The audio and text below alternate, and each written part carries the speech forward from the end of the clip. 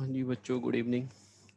हाँ यार, बीच में वीडियो में थोड़ा सा गैप आ रहा है आजकल, क्योंकि प्रॉपर बैच स्टार्ट हो चुके हैं। तो इस वजह से उसमें शेड्यूल पूरे दिन बिजी रहता है, 5 क्लासेस होती हैं। खैर, लेकिन आप लोगों को अब रेगुलर इंटरवल टाइम में वीडियोस मिल जाएंगी। पर वीक मैं कोशिश करूंगा कि एक चैप्टर आप लोगों का फिनिश हो ही जाए। क्लियर? देखिए बच्चों, लास्ट क्लास में जो हमने चैप्टर स्टार्ट किया था, क्लियर, तो चैप्टर का नाम था ऑर्गेनिज्म एंड पॉपुलेशन। तो उस चैप्टर में मैंने आपको ये बताया था कि सबसे पहले आपको ये पढ़ना होगा कि ऑर्गेनिज्म के ऊपर बायोटिक एबायोटिक फैक्टर का क्या इम्पैक्ट होगा। तो उससे उसको जानने के लिए हमें सबसे पहले ये देखना होगा कि बायोम क्या होते हैं, जहां पर ऑर्गेनिज्म रहते हैं, different different organism. Biotic abiotic factor क्या होते हैं, जिसको हमने बोला था इकोलॉजिकल फैक्टर। इकोलॉजिकल फैक्टर, फिर ऑर्गेनिज्म का रिस्पॉन्स क्या होता है टुवर्ड इकोलॉजिकल फैक्टर। तो ये सारी की सारी चीजें हम किसके रिस्पेक्ट में बात कर रहे थे? ऑर्गेनिज्म के रिस्पेक्ट में। अब देखिए नेक्स्ट आता है कि देखिए जो डिफरेंट डिफरेंट बायोम्स हैं, डिफरेंट, जहाँ जैसे फॉर एग्जांपल डेजर्ट है जहाँ पर पानी ही नहीं है, और फॉर एग्जांपल टुंड्रा जहाँ पर पानी फ्रोजन फॉर्म में है। तो वहां पर ऑर्गेनिज्म की क्या एडेप्टेशन है, वहां पर ऑर्गेनिज्म कैसे अडेप्टेड है, जैसे पोलर रीजन में ऑर्गेनिज्म कैसे अडेप्टेड है। तो नेक्स्ट टॉपिक उसी से रिलेटेड है। तो दैट इज द एडेप्टेशन। अगर मैं एडेप्टेशन की बात करूं तो ये एक एट्रीब्यूट है, फीचर है ऑर्गेनिज्म का। ये आपका मॉर्फोलॉजिकल भी हो सकता है, फिजियोलॉजिकल भी हो सकता है, बिहेवियरल भी हो सकता है। देखिए मॉर्फोलॉजिकल का मतलब ये होता है जैसे आप जिसको एक्सटर्नली देख पाओ। मॉर्फोलॉजिकल मतलब जिसको आप एक्सटर्नली देख पाओ। जैसे फॉर एग्जांपल अगर आप डेजर्ट्स प्लांट्स के अंदर देखोगे तो डेजर्ट प्लांट्स के अंदर जो लीफ होती है वो स्पाइन की फॉर्म में कन्वर्ट हो जाती है। किसकी फॉर्म में कन्वर्ट हो जाती है? स्पाइन की फॉर्म में। तो वो क्या है? मॉर्फोलॉजिकल। फिजियोलॉजिकल मतलब सेल के अंदर का स्ट्रक्चर। जैसे फॉर एग्जांपल अगर मैं बात करूं, जैसे आप रोहतक में हो, आप कहाँ पर हो? रोहतक में। अगर आप एल्टीट्यूड पर जाओगे तो हमारी बॉडी एकदम अडेप्ट नहीं होती है, इट टेक टाइम। जब वो टाइम लेगी तो उस एल्टीट्यूड सिकनेस का जो एडेप्टेशन मैकेनिज्म है उसी को क्या कहेंगे आप? फिजियोलॉजिकल। बिहेवियरल, इसी के अंदर एक हम एग्जाम्पल देख लेंगे। क्लियर? और काफी सारी एडेप्टेशन जब ज्यादा टाइम तक रहती हैं वो जेनेटिकल बन जाती हैं। जेनेटिकल का मतलब ये है they adapted, they regulated by genes. Clear? And the some can be epigenetic. Epigenetic का मतलब ये है other than genetic phenomena. Clear इतनी बात? तो यहाँ पर पहली एडेप्टेशन की हम बात कर रहे हैं फॉर वाटर। जैसे फॉर एग्जांपल अगर हम बात करें वाटर के लिए, तो जैसे कंगारू रैट, ये नॉर्थ अमेरिका में मिलता है, ध्यान रखना।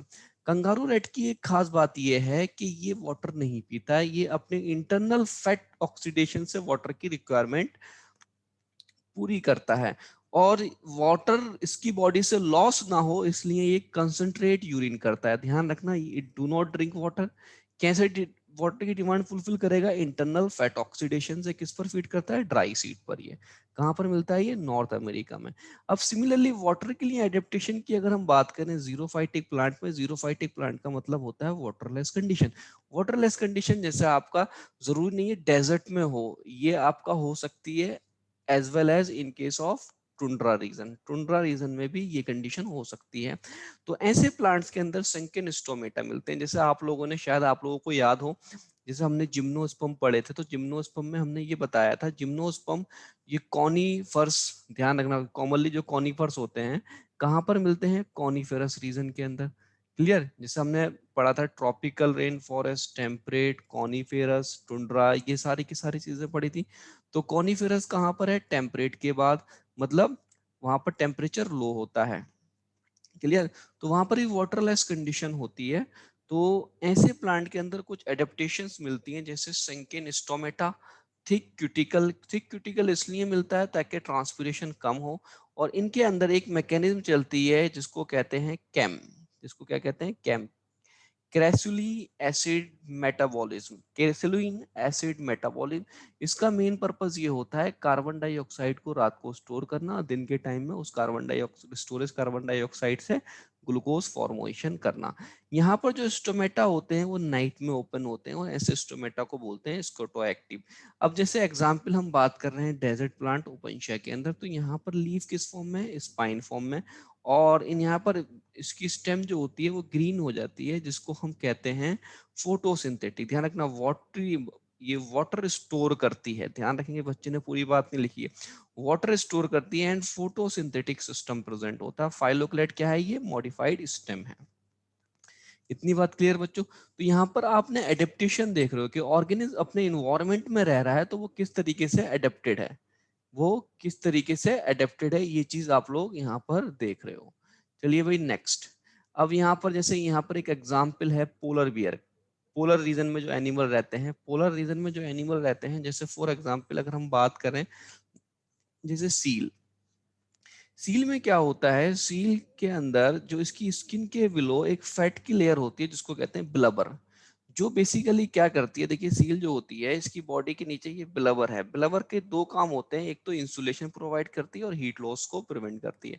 ऐसी similarly Antarctica fish, Antarctica fish Antarctic region में रहती है, तो ध्यान रखेंगे अंटार्कटिक रीजन में रहेगी तो वहां पर टेम्परेचर माइनस में है, तो इसलिए उसके अंदर सेल के अंदर साइटोप्लाज्म है, साइटोप्लाज्म के अंदर मोस्टली कंपोनेंट कैसा आपका वाटर, तो वो उसका कंटेंट फ्रीज ना हो इसलिए उसके अंदर क्या मिलती है, एंटी फ्रीज प्रोटीन। क्लियर? और ये प्रोटीन दूसरे सब जीरो टेम्परेचर, सब जीरो टेम्परेचर का मतलब है माइनस डिग्री वाले टेम्परेचर पे भी देखने को मिलती हैं। क्लियर? माइनस डिग्री वाले टेम्परेचर पे भी देखने को मिलती हैं, ये चीज याद रखना आप लोग। तो ये किसके बारे में हमने बात की है, यहाँ पर हमने बात की पोलर रीजन के लिए।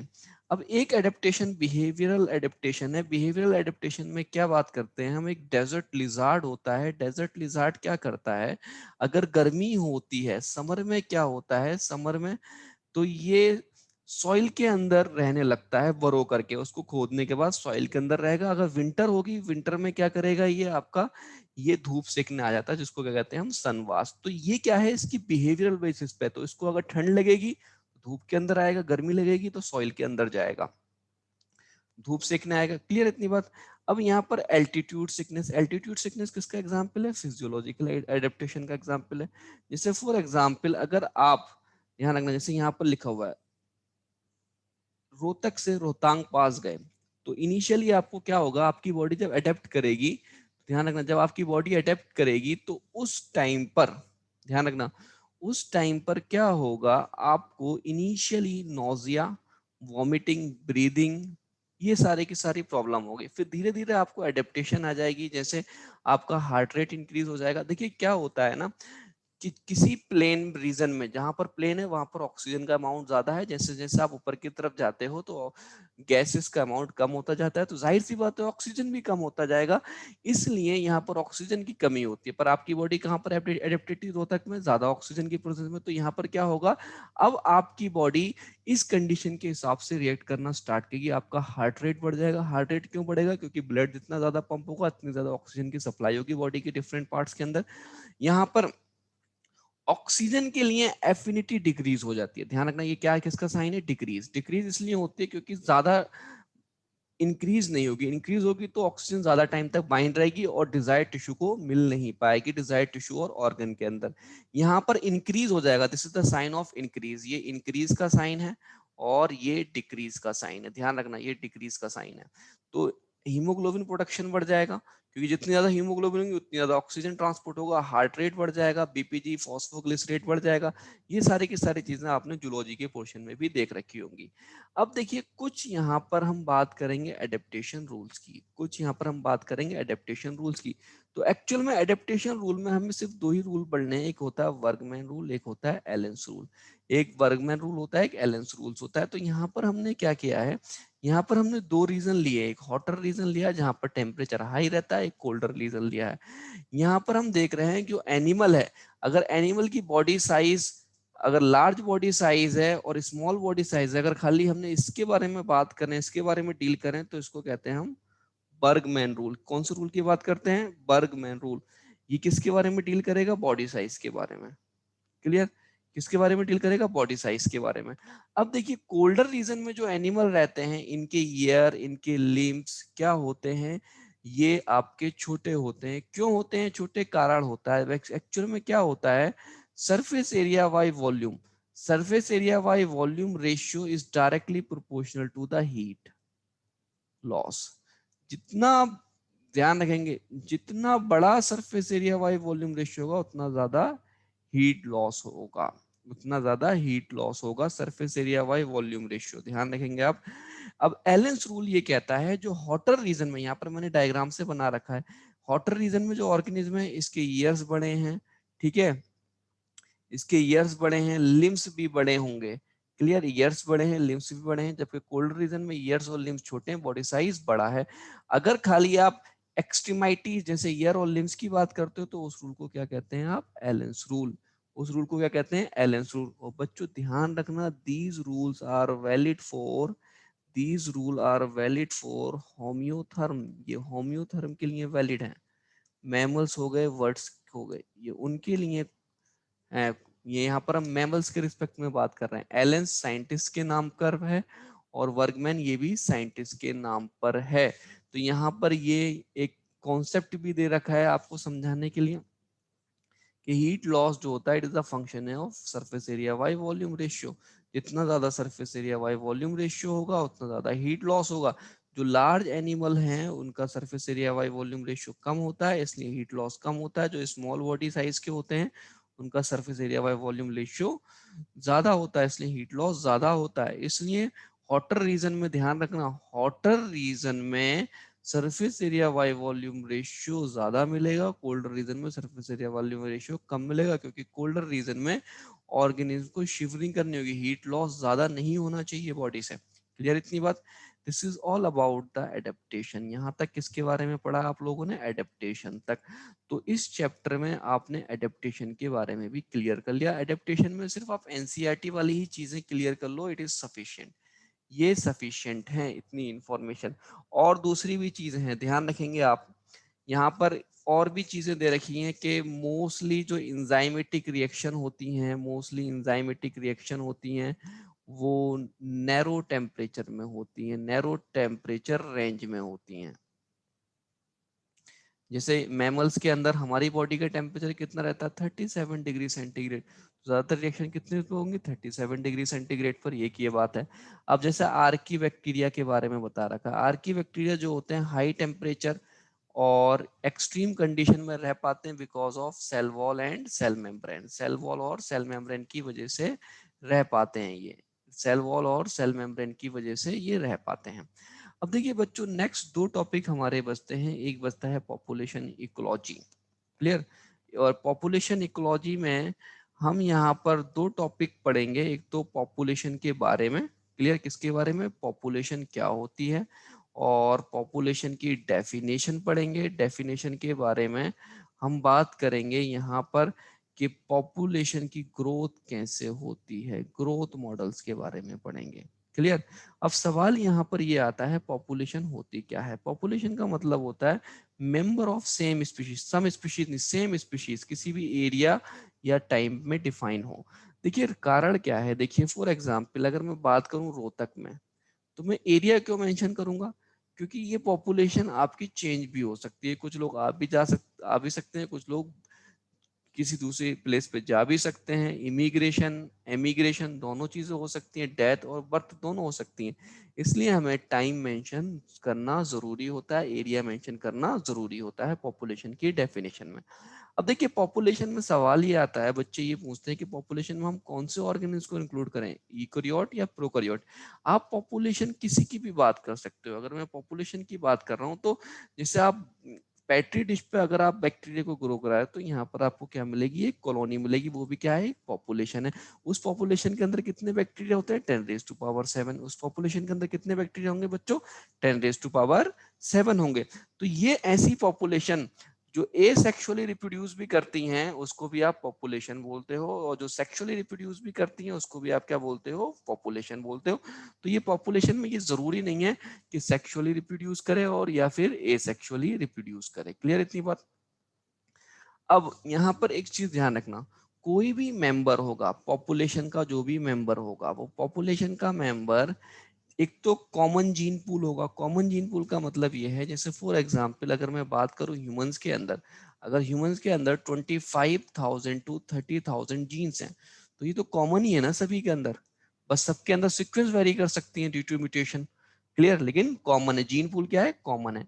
अब इसमें जीन फ्लो भी अकर होता है। जीन फ्लो का मतलब ये होता है, अगर किसी रोहतक वाले पर्सन ने किसी रशिया वाले लेडी के साथ अगर मैरिज कर ली, क्लियर, या उल्टा हुआ, तो मतलब एक प्लेस से दूसरे प्लेस, तो यहाँ पर क्या हो रहा है, जीन का फ्लो हो रहा है, जीन फ्लो होता है। और ये कंप्लीट नहीं करते, दे compete for same resources, they compete for same resources. जैसे फॉर एग्जांपल किसी एरिया के अंदर डियर की पॉपुलेशन है, तो डियर किस पर फीड करेगी, ग्रासेस पे फीड करेगी, है ना, हर्बीवोर्स है।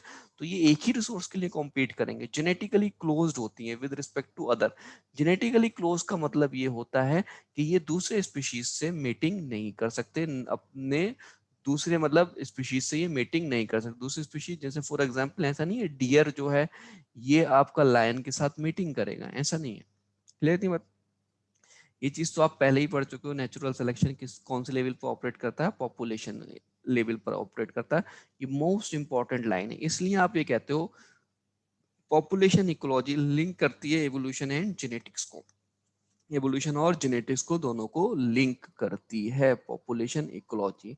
अब बच्चों यहाँ पर हम कुछ बातें करने वाले हैं। यहाँ पर हम सबसे पहले पढ़ेंगे पॉपुलेशन के एट्रीब्यूट्स और पॉपुलेशन के कैरेक्टर्स। ध्यान रखना, पॉपुलेशन के एट्रीब्यूट्स और कैरेक्टर के बारे में अगर मैं बात करूं, तो ये बेसिकली किसी एक इंडिविजुअल के नहीं होते, ये किसके होते हैं, पॉपुलेशन के होते हैं।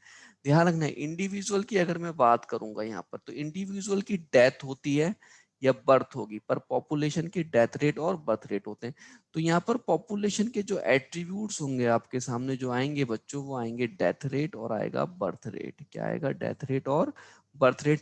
जैसे यहाँ पर ये एग्जाम्पल है, थोड़ा सा मैं इस इमेज को शिफ्ट नहीं कर पाया, थोड़ा आपको प्रॉब्लम हो सकती है इसमें, तो मैं एक चीज यहाँ पर करना चाह रहा हूँ। ये देखिए आप, बर्थ रेट और डेथ रेट, बर्थ रेट और डेथ रेट। तो यहाँ पर एक एग्जाम्पल दिया हुआ, पॉन्ड के अंदर 100 लोटस है।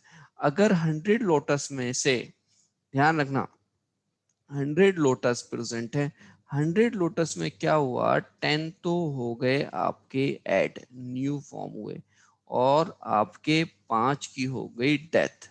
कितने डेथ हो गई आपकी, 5 की हो गई डेथ, 5 डाइड।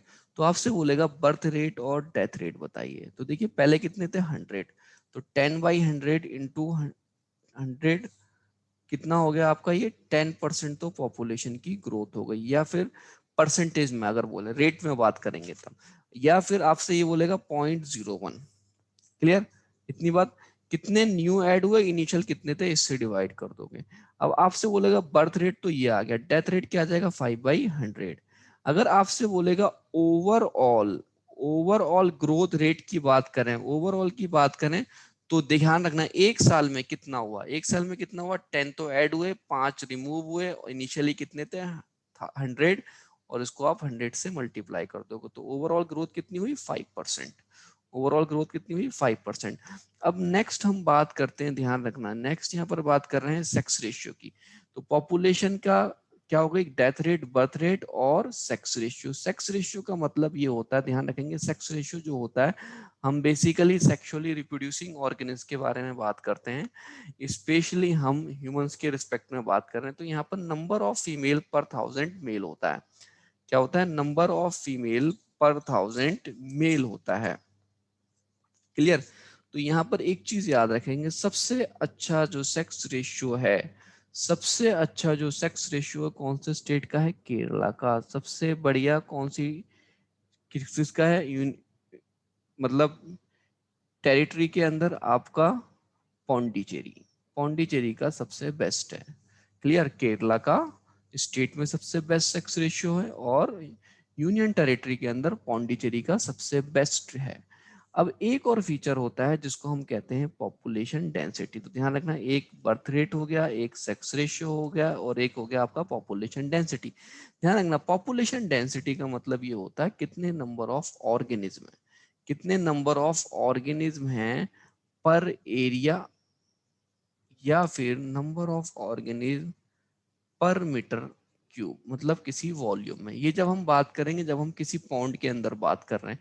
एरिया में तब हम बात करेंगे जब हम किसी लैंड एरिया में बात कर रहे हैं। तो लैंड एरिया में बच्चों क्या मिल सकते हैं, कोई प्लांट हो सकता है या कोई एनिमल हो सकता है, उसके बारे में बात करेंगे। नंबर ऑफ ऑर्गेनिज्म पर मीटर पॉन्ड के अंदर फाइटोप्लैंक्टन हो सकते हैं, ये इनके बारे में हम बात करेंगे। तो बेसिकली जो पॉपुलेशन डेंसिटी होती है ये कैसे मेजर करते हो, number per unit area mostly, है ना, ध्यान रखना सबसे रेलिवेंट यही होती है।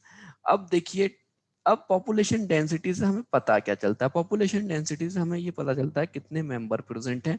जितने मेंबर प्रेजेंट है तो कितने रिसोर्सेज का वो यूटिलाइजेशन करेंगे, कितने रिसोर्सेज उस पॉपुलेशन उस एरिया के यूटिलाइज कर लेंगे, और उनके बीच में एक दूसरे के बीच में क्या कंपटीशन रहेगा। और इस बच्चे ने ये लिख रखा है द प्रीडेशन। प्रीडेशन का मतलब ये है कि प्रीडेटर कैसे उन पर एक्ट करेंगे। क्लियर, उस पॉपुलेशन डेंसिटी, अगर कोई कम डेंसिटी है वहां पर उसके प्रीडेटर ज्यादा हैं तो जाहिर सी बात है उस ऑर्गेनिज्म के नंबर कम और हो जाएंगे फ्यूचर में। अगर नंबर बहुत ज्यादा है, प्रीडेटर कम है, तो जाहिर सी बात है वो पॉपुलेशन इंक्रीज करेगी। जैसे फॉर एग्जांपल अगर मैं डियर की बात करूं, तो डियर के नंबर अगर ज्यादा है, लायन कम है, तो जाहिर सी बात है प्रीडेशन कम होगा, इनकी पॉपुलेशन पे ज्यादा इंपैक्ट नहीं होगा। अगर लायन ज्यादा होंगे तो ऑटोमेटिकली डियर की पॉपुलेशन कंट्रोल में होगी। तो इससे दूसरा एक यहाँ पर एनसीईआरटी लिख रखी है, एनसीईआरटी ने लिख रखा है इफेक्ट ऑफ पेस्टिसाइड्स। तो देखिए फॉर एग्जांपल मुझे पता चला कि मेरे एक क्रॉप फील्ड के अंदर, मेरे क्रॉप फील्ड के अंदर 1 हेक्टर में ये आपके 1 लाख वीड्स प्रेजेंट हैं। अब मैं कितना पेस्टिसाइड डालूं ताकि ये वीड्स किल हो जाएं, तो ध्यान रखना ये इसके रिस्पेक्ट में बात कर रहा है एनसीईआरटी। तो आपको इन चीजों का आइडिया मिल जाएगा। अब देखिए पॉपुलेशन डेंसिटी को कैसे मेजर करते हैं, मेजर करने का तरीका। अब देखिए मेजर करने का तरीका, एक तरीका होता है बायोमास वाला, ध्यान रखना बायोमास वाला। ये कब यूज करेंगे, जैसे फॉर एग्जांपल यहाँ पर किसी एरिया के अंदर एक बैनियन ट्री है, एक क्या है, बैनियन ट्री है, एक बैनियन ट्री है और इसके आसपास 1000 पार्थेनियम है, 1000 पार्थेनियम है। तो अगर मैं यहाँ पर पॉपुलेशन डेंसिटी की बात करूं तो 100 मीटर स्क्वायर एरिया में इतना है, तो जाहिर सी बात है बैनियन की पॉपुलेशन डेंसिटी क्या हो जाएगी, 1/100, मतलब 1/100 मीटर स्क्वायर। और जबकि इसकी कितनी हो जाएगी, 1000 पर 100 मीटर स्क्वायर, तो इसकी पॉपुलेशन डेंसिटी ज्यादा होगी। तो ऐसे केस में आप क्या प्रेफर करोगे, आप बायोमास।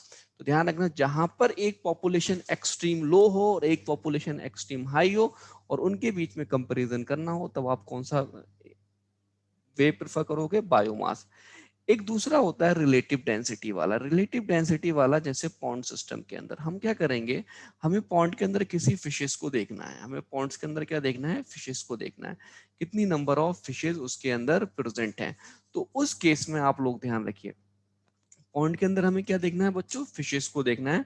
तो हमने क्या किया, उस पॉन्ड के अंदर एक बार अपना नेट डाला और उन फिशेस को काउंट किया। क्लियर, उस फिशेस को काउंट किया, तो इससे आप रिलेटिव डेंसिटी फाइंड आउट कर सकते हो। रिलेटिव डेंसिटी कैसे, तो उसके साथ दूसरी फिशेस भी आई होंगी।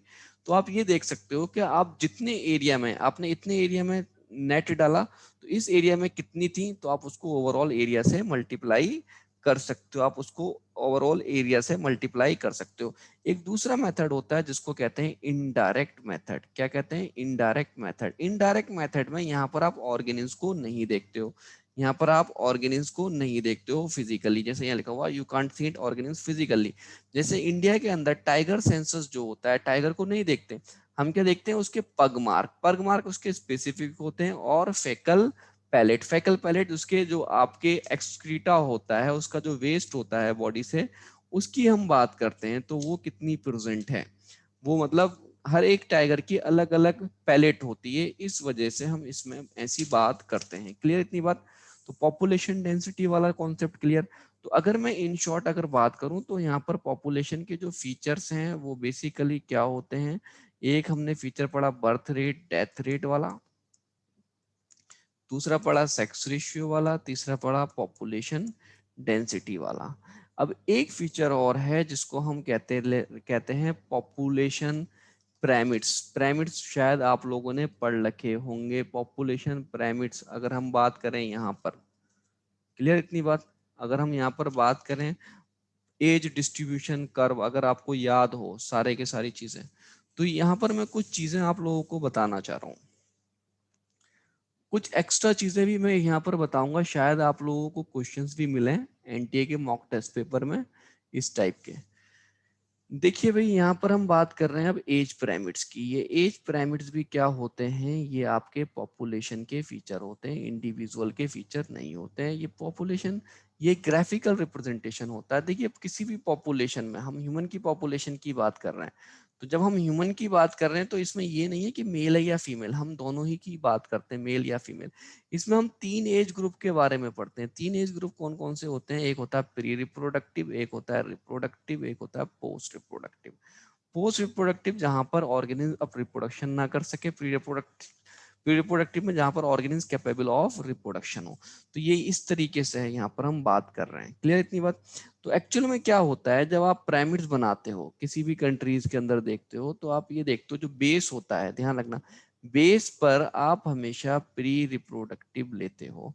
अगर कोई भी, ध्यान रखना, इस तरीके से आपको पिरामिड मिल रहा है, इरेक्ट ट्रायंगुलर, तब आप इसको बोलते हो ग्रोइंग। क्या बोलते हो आप इसको? Growing pyramids. क्लियर इतनी बात? तब आप इसको बोलते हो ग्रोइंग पिरामिड्स। तो ये चीज ध्यान रखनी है, किसको बोल रहे हैं हम ग्रोइंग पिरामिड्स? आपका ट्रायंगुलर पिरामिड्स को। ट्रायंगुलर पिरामिड्स क्या है? ये आपके ग्रोइंग पॉपुलेशन है, जैसे इंडिया है, सऊदी अरेबिया है। क्लियर? ऐसी कंट्री में बर्थ रेट ज्यादा होता है डेथ रेट से ज्यादा। बर्थ रेट डेथ रेट से ज्यादा होता है। बर्थ रेट डेथ रेट से ज्यादा होता है। अब अगर किसी दूसरी कंट्रीज की बात करें जहां पर पॉपुलेशन स्टेबल हो चुकी है, क्या हो चुकी है? पॉपुलेशन जहां पर स्टेबल हो चुकी है, मतलब जहां पर, ये ध्यान रखना, ये रिप्रोडक्टिव, ये पोस्ट रिप्रोडक्टिव, जहां पर प्री रिप्रोडक्टिव और रिप्रोडक्टिव पर्सन इक्वल हैं, पोस्ट रिप्रोडक्टिव हमेशा कम है, तो इसको कहते हैं वेल शेप्ड कर्व। ये आप ह्यूमन हेल्थ एंड डिजीज में शायद आप लोगों ने पढ़ रखा होगा, ये पोस्ट रिप्रोडक्टिव, ये सारी की सारी चीजें। क्लियर इतनी बात? तो ये एज पिरामिड्स हैं। तो यहाँ पर पॉपुलेशन क्या होती है? स्टेबल होती है। ये वेल शेप करवाता है। वेल शेप मतलब शेप जो होती है वेल शेप होती है। यहाँ पर बच्चों birth rate equal to death rate होता है, जैसे जापान के अंदर। अब कुछ पॉपुलेशन ऐसी होती हैं जहां पर यंग लोग, pre reproductive is less then the reproductive one. Clear?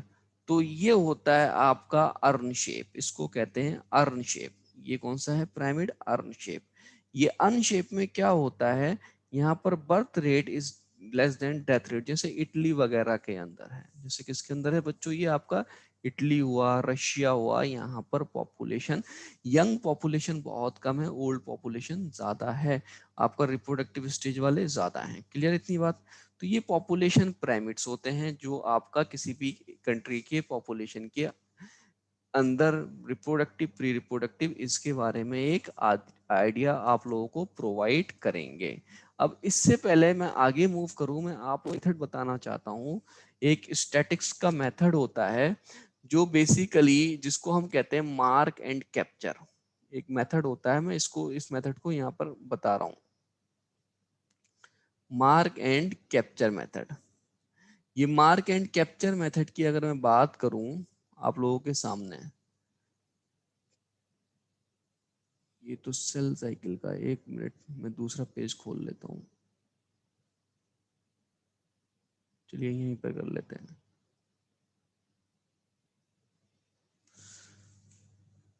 देखिए बच्चों, यहाँ पर मैं बात कर रहा हूँ, कौन से मेथड की बात कर रहा हूँ? Mark and capture method. Capture method ये क्या होता है, इसमें क्या करते हैं हम, इसमें जैसे कोई भी हमें बटरफ्लाई, कोई भी पॉपुलेशन जो फ्रिक्वेंटली मूव करती रहती है, तो उसकी अगर हमें काउंटिंग करनी हो तो उसमें हम कैसे काउंट करते हैं? जैसे फॉर एग्जांपल मुझे बटरफ्लाई को काउंट करना है, इस एरिया में कितनी बटरफ्लाई हैं, तो मैंने क्या किया, 10 दिन पहले यहाँ पर 80 बटरफ्लाई को पकड़ा, 80 बटरफ्लाई को पकड़ा और उनके ऊपर टैग कर दिया, कलर लगा दिया।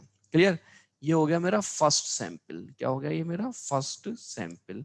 अब दूसरी बार मैंने क्या किया, आफ्टर 10 डेज, इस सैंपल के 10 दिन बाद मैंने फिर से बटरफ्लाई पकड़ी। इस बार जो बटरफ्लाई मैंने पकड़ी वो 70 थी। 70 में से 20 तो मार्क्ड थी और रिमेनिंग अनमार्क्ड थी। क्या थी, अनमार्क्ड। तो अब आप ये बताइए उस एरिया में एस्टिमेटेड पॉपुलेशन कितनी होगी। मेरा मतलब ये है कि आपने किसी एरिया के अंदर पहले बटरफ्लाई पकड़ी, सबको मार्क करा, फिर कितनी पकड़ी थी, पहले आपने 80 पकड़ी थी, बात समझ में आ गई, उन सबको मार्क कर दिया।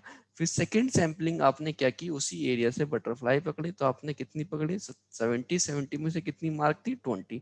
अब आपको ये बताना टोटल पॉपुलेशन कितनी है, टोटल पॉपुलेशन कितनी है। तो इसके लिए एक फॉर्मूला होता है जिसको हम कहते हैं n1 into n2 upon m। n1 का मतलब क्या होता है, ध्यान रखेंगे, n1 का मतलब ये होता है कितने आपने इनिशियली मार्क किए, n2 का मतलब ये है कितने नंबर आपने पकड़े, और जो पकड़े उसमें से कितने मार्क थे, कितने मार्क थे, 20। तो अगर मैं बात करूंगा यहाँ पर 80 इंटू 70 अपॉन क्या जाएगा, 20, दैट इज आपका 280। इतनी बटरफ्लाई एस्टिमेटेड है, ये स्टैटिस्टिक का मेथड है। अब जैसे इसमें क्या होगा, देखिए दूसरा मैं तरीका, इसमें दूसरा क्वेश्चन मैं आप लोगों को करा रहा हूँ। एक क्वेश्चन मैं आप लोगों के सामने ये दे रहा हूँ, किसी भी एरिया के अंदर एक फील्ड है, इस फील्ड के अंदर हमने कितने फर्स्ट टाइम हमने पकड़े 20 रैट, कितने पकड़े 20 रैट, और इनके ऊपर टैग लगा दिया। फिर हमने सेकेंड सैंपलिंग की, सेकेंड सैंपलिंग में हमने पकड़े 10 रैट, 10 रैट में से आपके 4 तो जिनके ऊपर टैग था और 6 आपके विदाउट टैग थे। तो आप बताइए कितनी पॉपुलेशन होगी। तो ध्यान रखना ये हो गया n1, ये हो गया n2, ये हो गया m मार्क्ड। तो अब देखिए क्या होगा, 20 इंटू 10 अपॉन 4 दैट इज 50। ठीक है, इसको बोलते हैं mark and capture method, mark and capture method. तो ध्यान रखेंगे ये सारी की सारी चीजें। एक छोटी सी चीज और है यहाँ पर आपसे पूछी जा सकती है शायद, क्योंकि ये एनसीईआरटी में भी क्वेश्चन था, एनसीईआरटी में नहीं है सॉरी, एनटीए वाले पेपर में भी क्वेश्चन था। अब ये क्वेश्चन क्या था, ध्यान रखना आप लोग,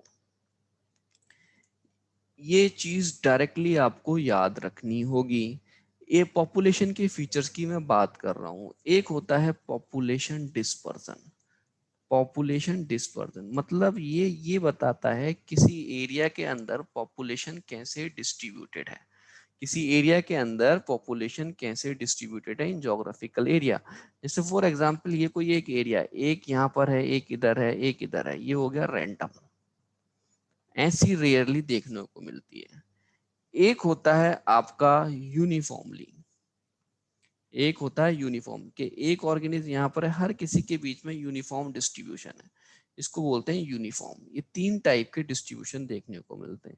एक होती है क्लम्प्ड, ध्यान रखना, क्लम्प का मतलब है कि कुछ पॉपुलेशन एक जगह मिलेंगी, कुछ पॉपुलेशन दूसरी जगह मिलेंगी, क्लम्प में मिलती है, ग्रुप में मिलती हैं, और ये मोस्टली आपको कैसी होती है, क्लम्प्ड ही होती है पॉपुलेशन। क्लियर, कैसी होती हैं, क्लम्प्ड ही होती हैं। पॉपुलेशन डिस्पर्जन का मतलब है किसी भी ज्योग्राफिकल एरिया में पॉपुलेशन कैसे डिस्ट्रीब्यूटेड हैं, उसको कहते हैं पॉपुलेशन डिस्पर्सन। नेक्स्ट आता है हमारा topic that is the survivorship curve. ये मैं एडिशनल बता रहा हूँ क्योंकि मुझे लगता है ये शायद आ सकते हैं, तो इसलिए हमें रिस्क नहीं लेना है। क्लियर बच्चों, सर्वाइवरशिप कर्व, अगर मैं सर्वाइवरशिप कर्व की बात करूं बच्चों, तो सर्वाइवरशिप कर्व का मतलब ये होता है कि यहाँ पर जो पॉपुलेशन के मेंबर हैं, ध्यान रखना, क्या हुआ किसी भी टाइम पर, एक टाइम पर 100 बच्चे पैदा हुए, चिल्ड्रन वर बॉर्न, ठीक है, 100 हुए। तो ये जो एक ही टाइम पर हुए, तो ये 100 क्या होंगे, कोहोर्ट। कोहोर्ट का मतलब ये होता है जो एक टाइम पर बॉर्न हुए लोग, उसको कहते हैं कोहोर्ट। अब क्या हुआ, ये जो है 100 अलग अलग जगह, अलग अलग जगह ये अपने एज ग्रुप के साथ इनकी डेथ होती है। क्या होती है, अलग अलग जगह इनके अपने डेथ ग्रुप के मतलब एज के साथ डेथ होती है। कहने का मतलब ये है, जैसे कुछ जगह ऐसा होगा कि ये ज्यादा लोग यंगर स्टेज में डेड हो जाएंगे, क्या हो जाएंगे, यंगर स्टेज में डेड हो जाएंगे। तो ये होता है थर्ड टाइप कर्व, ये याद रखना है आपको। एक होता है सेकंड, सेकंड का मतलब ये होता है कि यहाँ पर हर एक ग्रुप के यूनिफॉर्म की डेथ हो रही है। एक होता है आपका 1, इस टाइप से। यहाँ पर क्या होता है, देखिए एज क्या है यहाँ पर 0, और ये एज क्या हो गई कम, ये एज क्या हो गई ज्यादा। तो जाहिर सी बात है एज इधर इंक्रीज कर रही है। तो ये यहाँ पर कम लोग, कम मतलब कम ही उम्र में इस पॉपुलेशन के मेंबर की ज्यादा डेथ हो रही है, तो इसको कहते हैं थर्ड थर्ड टाइप। इसको कहते हैं थर्ड टाइप, और इसी को कहते हैं कॉनकेव शेप। कॉनकेव शेप ये होता है टाइप 1 सर्वाइवरशिप। ये होता है टाइप 2। इसमें क्या है, कॉन्वेक्स शेप है। यहाँ पर जो है पॉपुलेशन अर्ली स्टेज में, अर्ली स्टेज का मतलब है यंग स्टेज में जल्दी डेड नहीं होती है। कब डेड होती है, ओल्ड स्टेज में। ये कौन सी स्टेज हो गई, ओल्ड। ये कौन सी हो गई, यंग और न्यूली बॉर्न। तो ये चीज ध्यान रखनी है। तो 3 टाइप के कर्व मिलते हैं आपको, सिर्फ पूछा जाएगा सर्वाइवरशिप कर्व, थर्ड, सेकेंड और फर्स्ट, इसी नाम से। क्लियर इतनी बात। कॉनकेव में क्या होगा, यहाँ पर डेथ रेट ज्यादा होती है बर्थ रेट से। यहाँ पर बर्थ रेट ज्यादा है डेथ रेट से। यहाँ पर दोनों चीजें इक्वल है, birth rate is equal to death rate. यहाँ पर death rate is less than birth rate, यहाँ पर death rate is greater than birth rate. Clear इतनी बात। तो यहाँ पर मैंने आपको 3 चीजें नहीं बताई हैं। एक तो मार्क एंड कैप्चर मेथड से कैसे क्वेश्चन सॉल्व करने हैं, मेरे हिसाब से आ सकता है। क्वेश्चन आ गया तो 4 नंबर का फ्री फंड का क्वेश्चन है। पॉपुलेशन डिस्पर्जन से अगर आ गया तो ठीक है, नहीं तो कोई बात नहीं। सर्वाइवरशिप आ सकता है। क्लियर इतनी बात। तो ये चीजें हमें ध्यान रखनी होंगी। क्लियर। अब देखिए नेक्स्ट, ये तो सारी चीजें थी आपकी पॉपुलेशन के बारे में, पॉपुलेशन के एट्रीब्यूट्स और कैरेक्टरिस्टिक। अब देखिए नेक्स्ट हम बात करने वाले हैं बच्चों पॉपुलेशन की ग्रोथ। मतलब किसी भी एरिया में जो पॉपुलेशन है वो स्टैटिक नहीं होती है, वो क्या रहती है, चेंज होती रहती है। मतलब चेंज होती रहेगी, बढ़ेगी या फिर घटेगी। बढ़ेगी कब, जब बर्थ रेट ज्यादा होंगी। घटेगी कब, जब बर्थ रेट कम होंगी, यूजुअली अगर हम बात करें।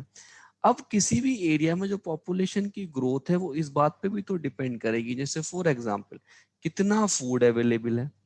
भाई डियर के लिए अगर ग्रासेस ज्यादा अवेलेबल होंगी और शेर कम होंगे उस एरिया के अंदर, तो जाहिर सी बात है उनकी पॉपुलेशन बढ़ेगी। और फेवरेबल कंडीशन, एडवर्स वेदर, तो इन सारी चीजों को कलेक्टिवली हम बोलते हैं इन्वायरमेंटल रेजिस्टेंस। ये क्या है, इन्वायरमेंटल रेजिस्टेंस है। Food availability, predation, adverse weather, इसको तो ऑर्गेनिज्म कंट्रोल नहीं कर सकता ना, वो तो उसकी सराउंडिंग में अवेलेबल होंगी। तो इनको हमने क्या बोला, इन्वायरमेंटल रेजिस्टेंस। तो ऐसे चीजों को हम बोलते हैं इन्वायरमेंटल रेजिस्टेंस।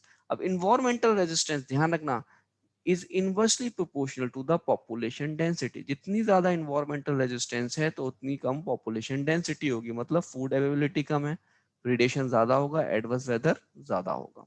क्लियर इतनी बात। तो ये हो गया इन्वायरमेंटल रेजिस्टेंस। तो किसी एरिया के अंदर पॉपुलेशन स्टैटिक नहीं रहती, वो कई फैक्टर पर डिपेंड करती है। जिन फैक्टर पर डिपेंड करती है उनको कलेक्टिवली हम क्या बोलते हैं, इन्वायरमेंटल रेजिस्टेंस। हम उनको क्या बोलते हैं बच्चों, इन्वायरमेंटल रेजिस्टेंस की बात करते हैं। तो ये जो किसी एरिया के अंदर जो पॉपुलेशन है वो इस बात पे भी डिपेंड करेगी कितने बर्थ रेट हुए, कितने डेथ रेट हुए, कितने इमिग्रेशन हुए, मतलब और कितने एमिग्रेशन हुए, कितने गए उस एरिया के अंदर, कितने आए। और ध्यान रखना एनसीईआरटी ये बताती है जो इमिग्रेशन होता है it is only the way to colonise new area और हैबिटेट। देखिए किसी भी नए एरिया हैबिटेट को कॉलोनाइज करना है तो एक तो फर्स्ट कंडीशन ये होनी चाहिए वो पॉपुलेशन एसेक्सुअली रिप्रोड्यूस हो, तब वो फास्ट इसको कॉलोनाइज करेगी। या फिर ये हो कि यहाँ पर आपने किसी दूसरे पॉपुलेशन को मूव करा दिया, ये दूसरी जगह से आई है तो जाहिर सी बात है इसके रिस्पेक्ट में क्या हो गया, इसमें इमिग्रेशन। अगर कोई पॉपुलेशन कोई भी एरिया से अगर कोई पर्सन उस एरिया को छोड़ के जाता है उसको क्या कहेंगे, एमिग्रेशन। क्लियर इतनी बात। तो ये है। तो इसी पर बेस्ड कई बार क्वेश्चन आ चुके हैं और एक एनसीईआरटी में एक चार्ट भी दे रखा है, देखो इस टाइप से।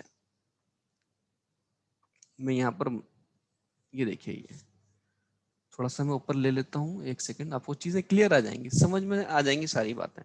देखिए इमिग्रेशन पॉपुलेशन डेंसिटी में ऐड होगा, बढ़ाएगा, नेटलिटी बढ़ाएगा, मोर्टेलिटी घटाएगा, एमिग्रेशन भी घटाएगा। हाउ मेनी लेफ्टेड, जैसे प्लांट तो नहीं छोड़ सकते। इमिग्रेशन का मतलब होता है अराइवल ऑफ इंडिविजुअल।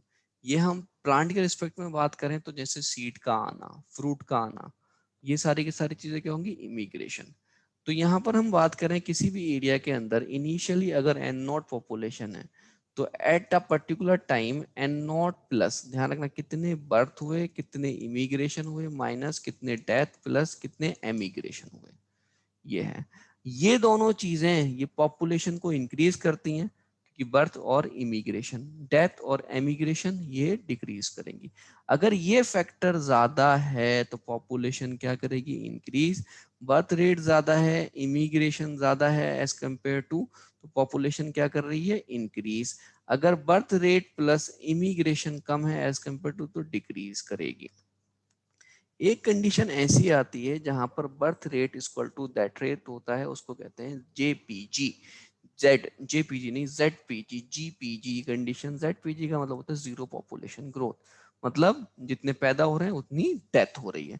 तो यहाँ पर कुछ चीजों पे हमें कॉमन सेंस लगाना होगा आपको, population density, immigration, natality, mortality. Clear इतनी बात। अब यहाँ पर हम कुछ पॉपुलेशन ग्रोथ मॉडल देख सकते हैं। पॉपुलेशन ग्रोथ मॉडल की हम बात कर रहे हैं। देखिए मॉडल का मतलब है एक हमारे हिसाब से एक इक्वेशन वगैरह जो इस चीज को सेटिस्फाई करे कि भाई किसी भी कंडीशन में, ध्यान रखना पॉपुलेशन ग्रोथ मॉडल में क्या हमें कंडीशन डिफाइन करनी पड़ती है। कंडीशन क्या डिफाइन करनी पड़ती है, हमें ये बताना पड़ता है कि इस पॉपुलेशन के लिए रिसोर्सेज फाइनाइट हैं या इनफाइनाइट है।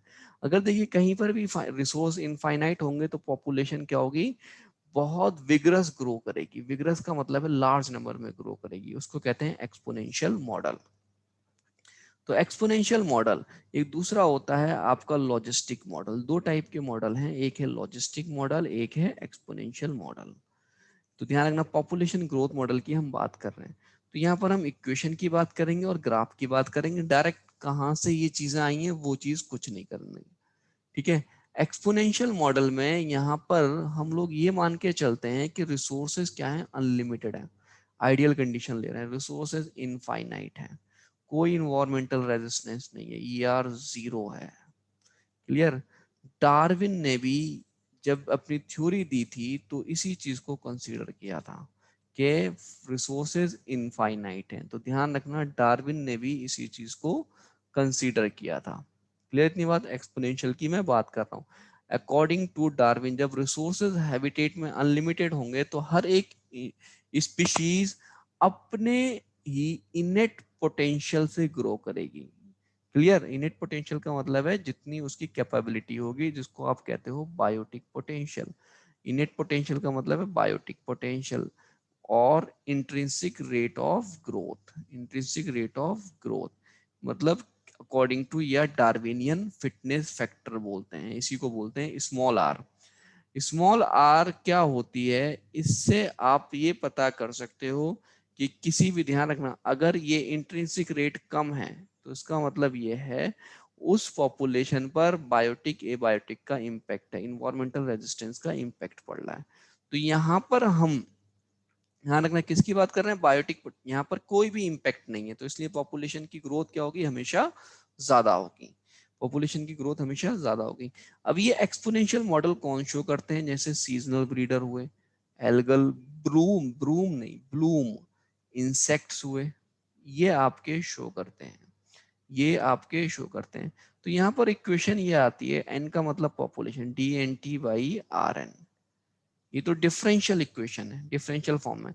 अगर इसी की इंटीग्रेशन हम करें, इंटीग्रेशन अगर हम करेंगे इस फॉर्म में, N naught N R zero से टी, तो ये एल इस तरीके से आएगा into R T. Clear. N is equal to N naught E की पावर आर टी। ये हो गया एक्सपोनेंशियल मॉडल। ये इंटीग्रल फॉर्म है, ध्यान रखना एक्सपोनेंशियल वाली कौन सी फॉर्म है, इंटीग्रल फॉर्म है। तो यहाँ पर ये चीजें ध्यान रखनी है, बच्चे को बहुत कंफ्यूजन रहता है। क्लियर। बच्चों को बहुत ज्यादा कंफ्यूजन रहता है इस चीज के बारे में। अब देखिए ये डी एन बाई डी ये कौन सी फॉर्म है, डिफरेंशियल फॉर्म। ये हमने इंटीग्रल फॉर्म, तो ये इंटीग्रल फॉर्म में है। अब देखिए जो ये एन है, एन क्या है, पॉपुलेशन डेंसिटी, आर क्या है, बायोटिक पोटेंशियल, और इंट्रिंसिक ग्रोथ रेट और डार्विनियन फिटनेस। अगर आर जो है, आर को हम क्या कहते हैं, R is equal to birth rate minus death rate. मतलब आर कब इंक्रीज करेगा, जब बर्थ रेट ज्यादा होंगी डेथ रेट से। क्लियर, बर्थ रेट ज्यादा होंगी डेथ रेट से। अब एनसीईआरटी क्या कहती है कि जो आर की वैल्यू है ये डिफाइंड है, जैसे ह्यूमन पॉपुलेशन के लिए अगर हम बात करें 1981 में ह्यूमन पॉपुलेशन के लिए इट वाज 0.02। क्लियर, रेट के लिए ध्यान रखना, रेट के लिए it is about, Norway rate के लिए है 0.015। ध्यान रखना 0.015। फ्लोर बीटल के लिए क्या है 0.12। तो ये डेटा याद रखना है, शॉर्ट ट्रिक कुछ नहीं होती है चीजों की। अगर मैं बात कर, आपको सिर्फ इतना ध्यान रखना है, सबसे ज्यादा होती है बीटल की, इंसेक्ट की। ठीक है, सबसे ज्यादा किसकी है, इंसेक्ट की, फिर ह्यूमन की है, फिर आपकी सबसे कम किसकी है, रेट की। सबसे ज्यादा बीटल, इंसेक्ट है, इंसेक्ट के नंबर बढ़ेंगे। क्लियर इतनी बात। ये इंट्रिंसिक वैल्यू के बारे में बात कर रहा है, इस मॉडल से रिलेटेड कुछ नहीं है। ये मॉडल तो ये बताता है कि जब आप किसी भी पॉपुलेशन को अनलिमिटेड रिसोर्स दोगे और ये मान के चलोगे कोई इन्वायरमेंटल रेजिस्टेंस नहीं है, तो वो पॉपुलेशन एक्सपोनेंशियली इंक्रीज करेगी। जैसे अगर मैं ग्राफ की बात करूं, इसकी बात करूं ग्राफ में, क्लियर, तो यहाँ पर जो ग्राफ है एन और टी टाइम के रिस्पेक्ट में, तो ये ग्राफ जे शेप आता है। जे शेप आता है, पॉपुलेशन बढ़ती है और फिर अचानक से क्रैश पॉइंट आएगा। क्रैश पॉइंट का मतलब ये है, जैसे रेनी सीजन है, आपने देखा रात के टाइम पे बाहर आपने घर में लाइट जलाई, ये जो लाइट जली तो आपने देखा बहुत सारे इंसेक्ट थे, बहुत सारे इंसेक्ट थे। क्लियर, ये इंसेक्ट के नंबर बढ़ते गए। अब अचानक से जब मॉर्निंग में देखा सारे इंसेक्ट की डेथ हो रखी है, तो इसी को कहते हैं आप क्रैश पॉइंट। तो एक तो ग्राफ ये है, दूसरा ग्राफ अगर मैं डीएन बाई डी टी और, ध्यान रखना, डीएन बाई डी टी और इसके रिस्पेक्ट में निकालूं तो ये तो स्ट्रेट लाइन आएगी, तो इसका स्लोप क्या होगा, आर। बायोटिक पोटेंशियल स्लोप क्या होगा, आर। क्लियर इतनी बात। ये मैं ग्राफ यहाँ पर चीजें समझा रहा हूँ। तो ये था एक्सपोनेंशियल मॉडल। एक्सपोनेंशियल मॉडल में इक्वेशन क्या थी बच्चों, N equal to N naught E की पावर आर टी, ये क्या थी, integral form, D N by D T into R N, small R क्या है, बायोटिक पोटेंशियल। तो ये तो एक हमारा मॉडल कंप्लीट हुआ, that is the your exponential model. यहाँ पर हम किसकी बात कर रहे हैं, एक्सपोनेंशियल मॉडल की बात कर रहे हैं। अब नेक्स्ट हम बात करेंगे logistic growth model. Logistic growth model, ये रियलिस्टिक मॉडल बोलते हैं इसको। इसको दिया था पर्ल और वलहस्ट ने। पर्ल और वलहस्ट ने इस मॉडल को प्रपोज किया था। क्लियर, इसको कहते हैं द रियलिस्टिक मॉडल। क्लियर इतनी बात। पर्ल और वलहस्ट ने इस मॉडल को दिया था, इसको बोलते हैं रियलिस्टिक मॉडल। ठीक है, वलहस्ट, ये इसने स्पेलिंग क्यों गलत लिख रखी है, ये मॉडल है, ये रियलिस्टिक मॉडल है। ये जो रियलिस्टिक मॉडल है ये मानता है कि फाइनाइट रिसोर्सेज प्रेजेंट है भाई अर्थ पर। कोई भी अर्थ की, ध्यान रखेंगे आप, ध्यान रखना, अर्थ की क्या होती है, कोई भी एरिया है उस एरिया की एक फीडिंग कैपेबिलिटी होती है। क्या होती है, फीडिंग और कैरिंग कैपेसिटी होती है, कि कितने मैक्सिमम नंबर ऑर्गेनिज्म को वो फीड करा सकता है, नरिश करा सकता है कोई भी एक हैबिटेट, उसको कहते हैं कैरिंग कैपेसिटी के। ध्यान रखना, इसको क्या कहते हैं, कैरिंग कैपेसिटी। तो यहाँ पर मॉडल की इक्वेशन याद रखनी है, डिफरेंशियल फॉर्म में यहाँ पर दिखा रहे हैं, D N by D T equal to small R into N one minus N by K. Clear, one minus N by K, या फिर वन माइनस एन बाई के को आप इस तरीके से भी लिख सकते हो, के एन माइनस के। क्लियर, बात तो वही है। तो ये एक इक्वेशन है। अगर आप इसमें dn बाई टी और n के बीच में करोगे तो ये आपका वेल शेप करवाएगा, किससे आएगा, वेल शेप करवाएगा। अगर आप dn by D T into R N के बीच में प्लॉट करोगे तो कर्व कैसा आएगा, स्ट्रेट लाइन। कैसा आएगा, straight line. dn by D T N, अगर आप लॉजिस्टिक की बात करोगे कैसा आएगा, वर्ल शेप। अब पॉपुलेशन डेंसिटी, जिस, ध्यान रखना, ये ग्राफ जिस पॉइंट पे मीट करेगा एक्स एक्सिस के, वो क्या होगी, उसकी कैरिंग कैपेसिटी। कैरिंग कैपेसिटी क्या होती है, कितने नंबर ऑफ ऑर्गेनिज्म को वो नरिश कर सकता है, क्योंकि यहाँ पर ये ऑर्गेनिज्म, इन्वायरमेंटल रेजिस्टेंस, ये सारी की सारी चीजें कंसिडर की जाती हैं।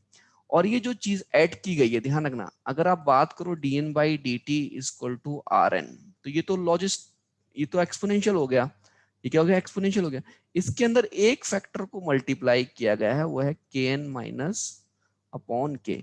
ये जो फैक्टर है, ये फैक्टर इट शो, ध्यान रखना, it show environmental resistance effect over biotic potential. ये किस चीज को शो कर रहा है, environmental resistance shown by this factor over biotic potential। Clear इतनी बात।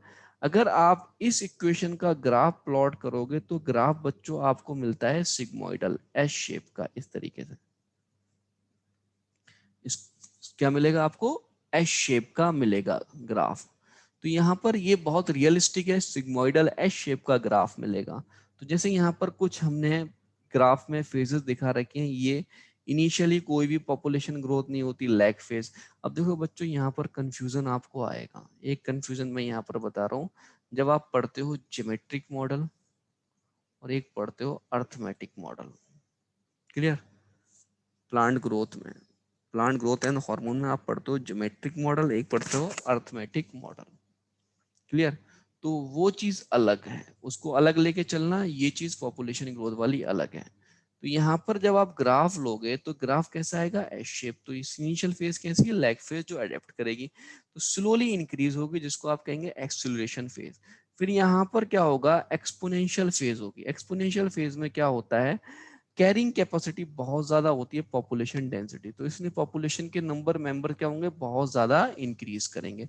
बहुत ज्यादा जब इंक्रीज करेंगे तो वो रिसोर्सेज को यूटिलाइज करना शुरू करेंगे, तो रिसोर्सेज क्या हो जाएंगे, लिमिटेड हो जाएंगे। जब रिसोर्सेज लिमिटेड हो जाएंगे और नंबर ऑफ पॉपुलेशन जब बढ़ेगी, तो उस एरिया की कैरिंग कैपेसिटी के वो बराबर आ जाएगी, और वो फाइनली इससे टच कर जाएगी। जो ये लाइन है, ये बेसिकली लाइन बेसिकली के है, इसको क्या कहेंगे आप, कैरिंग कैपेसिटी।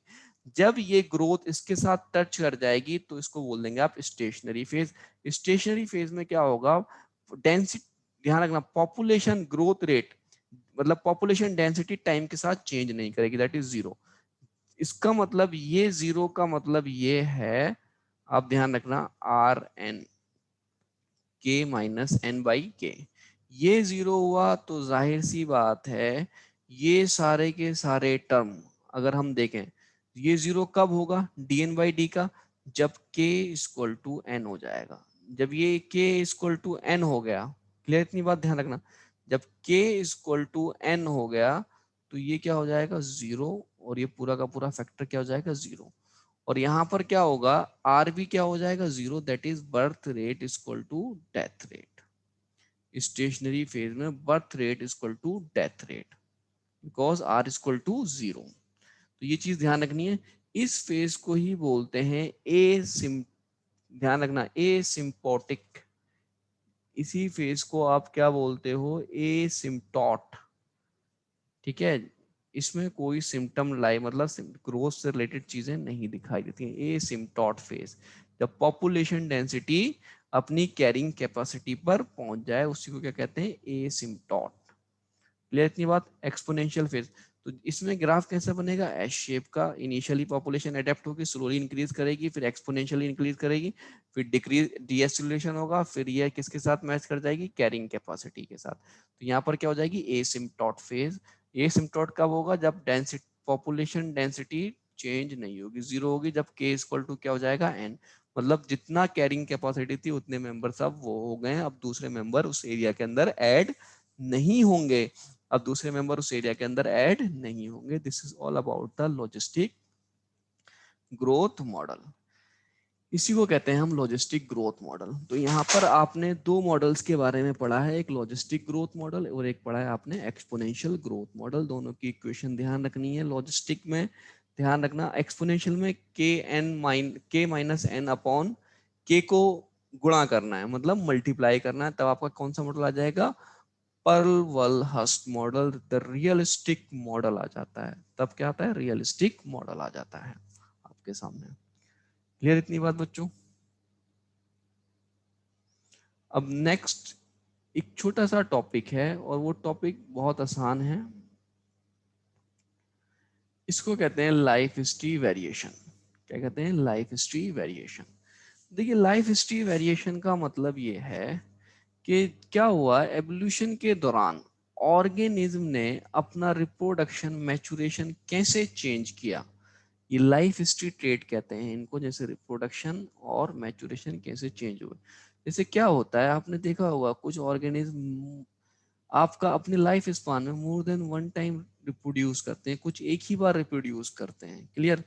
कुछ एक ही बार रिप्रोड्यूस करते हैं तो नंबर ऑफ ऑर्गेनिज्म बहुत ज्यादा बड़ा, बहुत ज्यादा नंबर प्रोड्यूस करते हैं। कुछ, ध्यान रखना, मैं रिप्रोड्यूस करते हैं लेकिन नंबर ऑफ ऑर्गेनिज्म कम रहते हैं उनके पर रिप्रोडक्शन में।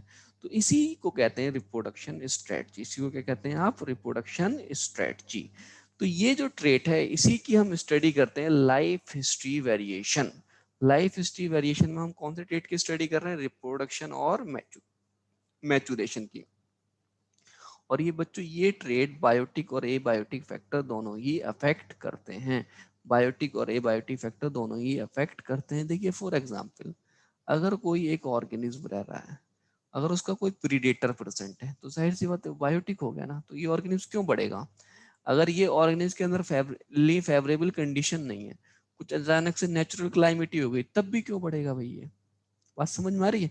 तो ये है life history variation. Life history variation क्या है, एक बहुत अच्छा टॉपिक है जो यूज करते हैं ecologist for their research purpose. Ecologist इसको यूज करते हैं फॉर देयर रिसर्च पर्पस, क्योंकि ये चीजें इवोल्यूशन से लिंक करती हैं, ये चीजें इवोल्यूशन से लिंक करती हैं कि लाइफ हिस्ट्री ट्रेट में ये जो समय के साथ चीजें कैसे बदली। तो यहाँ पर रिप्रोडक्शन स्ट्रेटजी की बात कर रहा हूँ। रिप्रोडक्शन स्ट्रेटजी एक होती है सेमल्पेरस, एक होती है इट्रोपेरस। ध्यान रखना, इट्रो, इट्रो का मतलब होता है रिपीटेटिव, क्लियर। इट्रो का मतलब होता है रिपीटेटिव, इट्रो मींस इटरेटिव का मतलब होता है रिपीटेटिव। यहाँ पर रिप्रोडक्शन लाइफ स्पान में मोर देन वन टाइम होता है, मैमल्स और बर्ड्स मोस्टली। सेमल्पेरस का मतलब होता है लाइफ स्पान में सिर्फ वो एक ही बार रिप्रोड्यूस करती हैं ऑर्गेनिज्म, जैसे आपका अगेव हुआ, बैम्बू हुआ, सैल्मन फिश हुआ। प्लांट में इसी को मोनोकार्पिक पॉलोकार्पिक बोलते हैं, एनिमल के केस में इट्रोपेरस और सेमल्पेरस बोलते हैं। अब देखिए रिप्रोडक्शन स्ट्रेटजीज के बेसिस पर, ध्यान रखना आप, इस रिप्रोडक्शन स्ट्रेटजीज के बेसिस पर ये हमने किसकी बात की, ब्रीडिंग हैबिट। ये किसकी बात की हमने, ब्रीडिंग हैबिट, कि ब्रीडिंग हैबिट कितनी है, कि लाइफ में एक बार कर रहा है या मोर देन वन टाइम कर रहा है। अब दूसरा, रिप्रोडक्शन तो हो रहा है, number and size of offspring, number and size of offspring. तो इसके लिए हम दो टाइप की स्पीशीज बोलते हैं, एक को बोलते हैं आर सेलेक्टेड, एक को बोलते हैं के सेलेक्टेड। आर सेलेक्टेड वो स्पीशीज होती हैं जिनका मेन पर्पस होता है कि नंबर ज्यादा हो, नंबर ज्यादा हो, साइज ऑर्गेनिज्म का छोटा होगा, एक रिप्रोडक्शन में हंड्रेड्स ऑफ नंबर बड़े होंगे प्रेजेंट, लेकिन साइज बहुत छोटा होगा, क्लियर। ऐसे ऑर्गेनिज्म, ध्यान रखिए भाई, किसी एक इंसेक्ट के अगर 100 प्रोजेनी है तो क्या वो हर किसी की केयर कर पाएगा, तो जाहिर सी बात है यहाँ पर पेरेंटल केयर क्या होती है, लेस होती है। सिंगल मेटिंग में बहुत large number of of spring produce करते हैं, ये सिंगल मेटिंग में बहुत large number of of spring produce करते हैं। यहाँ पर ऑयस्टर्स आते हैं, आपके इंसेक्ट्स आते हैं इसके अंदर स्पीशीज। मैं तो इस तरीके से दिमाग में रखता हूँ ये चीजें, आर सेलेक्टेड का मतलब है रिप्रोडक्शन से रिलेटेड। यही स्पीशीज होती हैं जो जे शेप कर्व दिखाती हैं, और ऐसे स्पीशीज के जो लाइफ स्पान होता है वो शॉर्ट होता है, क्लियर। आर सेलेक्टेड स्पीशीज में लाइफ स्पान क्या होगा, शॉर्ट होगा। एक होती है के सेलेक्टेड स्पीशीज। के सेलेक्टेड स्पीशीज में क्या होता है, जो ऑफ स्प्रिंग प्रोड्यूस होगा वो लार्ज बॉडी साइज का होगा, फ्यू इन नंबर होंगे, क्लियर। अब भाई देखिए जैसे ह्यूमन के केस में एक ही तो होते हैं यूजुअली, तो कितनी पेरेंटल केयर होती है, पूरा ध्यान रखा जाता है। और ऐसे ऑर्गेनिज्म का जब आप ग्रोथ कर्व स्टडी करोगे तो वो एस शेप आएगा, कैसा आएगा, एक्स शेप आएगा इस केस में, क्लियर। लॉन्ग लाइफ स्पान होता है, ये क्वेश्चन पूछा जा चुका है, एनसीईआरटी से बाहर का क्वेश्चन है। आर सेलेक्टेड स्पीशीज, के selected species, life history variation. तो लाइफ हिस्ट्री वेरिएशन ये बताता है कि इकोलॉजिस्ट को ये इनेबल कराता है कि वही कोई भी ऑर्गेनिज्म जब अपने इन्वायरमेंट में रह रहा है तो उसने रिप्रोडक्शन स्ट्रेटजीज और अपने मैच्योरिटी पीरियड के हिसाब से, ध्यान रखना मैच्योरिटी पीरियड के हिसाब से नंबर ऑफ ऑफस्प्रिंग कितने प्रोड्यूस कर रहा है, वो सारी की सारी चीजें डील कराते हैं। और ये कहीं ना कहीं चीजों को लिंक कराता है किसके साथ, इवोल्यूशन के साथ, क्लियर। ये एक रिसर्च एरिया है life history variation. Life history variation, ध्यान रखेंगे इतनी बात, ठीक है बच्चों। अब एक लास्ट टॉपिक रहता है जिसको हम कहते हैं पॉपुलेशन इंटरेक्शन। वो मैं नेक्स्ट क्लास में आप लोगों के साथ डील कर दूंगा। हाँ यार देखो, अभी भी 12:30 बज रहे हैं और 12:30 हो रहे हैं। ये सिर्फ और सिर्फ मैंने आप लोगों के लिए स्टार्ट किया था ये सब। आवाज से ही लग रहा होगा कितनी थकान है, लेकिन यार सिलेबस आपका मुझे पूरा कराना है। बस मुझे सिर्फ इतनी चीज दिखाई देती है, इसलिए मुझे नींद भी नहीं आती रियली। हाँ बट ज्यादा थकान हो जाती है क्योंकि बहुत सारी चीजें करनी होती हैं। जब कोई भी चीज अगर नई हो, नई का मतलब है न्यू है, तो बड़ी मेहनत का काम होता है। और अब अपना सब्जेक्ट है तो अपने सब्जेक्ट में सारी चीजें खुद से करनी होती हैं। कौन से टॉपिक को कहाँ पर मर्ज करना है, कौन सी चीजें बच्चों को दिमाग में डायरेक्टली समझ में आती हैं, बेसिक्स किस चीज टॉपिक में जरूरत होती है, वो सारी की सारी चीजें की जा रही हैं। इस वजह से बहुत कम टाइम मिल पाता है। लेकिन आप फिक्र ना करें यार, मैं आपको इस वीक ये चैप्टर फिनिश कर दूंगा। इकोसिस्टम का एक वीडियो भी डाल दूंगा मैं आपको, और नेक्स्ट वीक तक मोस्ट प्रोबेबली हम बायोडाइवर्सिटी भी फिनिश कर लेंगे। क्लियर? आप लोग टेंशन ना लें किसी बात की। वीडियो देखें, नोट्स बनाएं। ऐसा ना हो मैं वीडियो बनाऊं और आप नोट्स भी ना बनाएं, तो वो वेस्टेज हो जाएगा। एक तरीके से मेरी मेहनत बेकार हो जाएगी। मेरा मेन पर्पस यही है कि आपने एनसीईआरटी को समझना है। लेक्चर्स मेरे देखते रहिए, एनसीईआरटी पढ़ते रहिए, आपको सारी चीजें क्लियर कट समझ में आ जाएंगी। क्वेश्चंस भी मोस्टली सॉल्व हो जाते हैं इकोलॉजी में। इकोलॉजी में इससे बाहर चीजें नहीं आएंगी। चलिए भाई, ध्यान रखिए आप लोग। कोई भी प्रॉब्लम हो, कोई भी डाउट हो, कॉन्टेक्ट नंबर सभी के पास है। अगर नहीं है कॉन्टेक्ट नंबर तो 9045225641। किसी प्रकार की हेल्प चाहिए व्हाट्सएप करिए, ठीक है? इवनिंग में आप 8 PM के बाद कॉल कर सकते हो कोई भी चीज पूछने के लिए। ऐसा नहीं है, हालचाल हालचाल तो पूछिए, वो अच्छी बात है, लेकिन अगर रिलेटेड टू योर स्टडीज, कि मुझे टेंशन हो रही है, स्ट्रेस हो रहा है, कि मुझे पता नहीं अब मैं ये क्या करना चाहिए, उस टाइप से रिलेटेड कोई भी इशू हो, then you are free to call me. Clear? चलिए बच्चों, ध्यान रखिए आप लोग अपना, अच्छे से पढ़ते रहिए। मेन एक चीज याद रखनी है कि हमें अपना गोल अचीव करना है बाय 2021 पेपर। ठीक है, थैंक यू।